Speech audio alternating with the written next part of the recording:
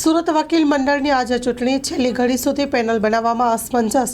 District જજની મનાઈ છતાં court કેમ્પસમાં બેનરોથી વિવાદની શક્યતા. 4978 વકીલો, 6 હોદ્દેદારો તેમજ 11 કારોબારી સભ્યોનું ભાવિ નક્કી કરશે. સ્ટોરી રિપોર્ટ બાય સુરતી સતીશ કુંભાણી સાથે કેમેરામેન ચિરાગ રાજકોટ. મારું નામ ગણેશ પાટીલ છે. ગણેશભાઈ, આજે 12 કાઉન્સિલરની ચૂંટણી થઈ ગઈ છે. કેટલા ઉમેદવારો એમાં પાર્ટિસિપેટ?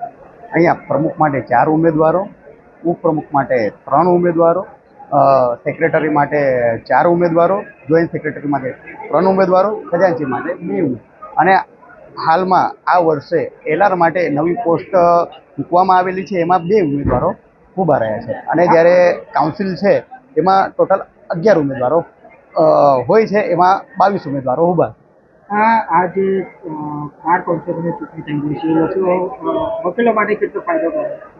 વકીલો માટે એટલે વકીલોને લગતી કોઈ સમસ્યા હોય, જુનિયરો હોય, સિનિયરો હોય, કોર્ટ બિલ્ડિંગને લગતી કોઈ સમસ્યા હોય, કોઈ જુનિયરોનું શોષણ થતું હોય, કોઈ બીમારીથી પીડાતું હોય, એટલે એને જે આ બાર છે, જે બેચ છે, એને સપોર્ટ કરે કે એને મદદ કરે, બસ એટલો ફાયદો હોય છે. કેટલા વકીલો આજે વોટિંગ કરશે?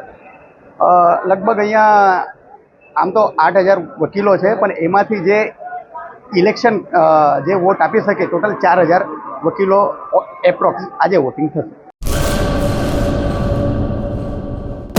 લોન પર ફોન 15 વર્ષ જૂનું ગુરુ મોબાઈલ એન્ડ ઇલેક્ટ્રોનિક્સ.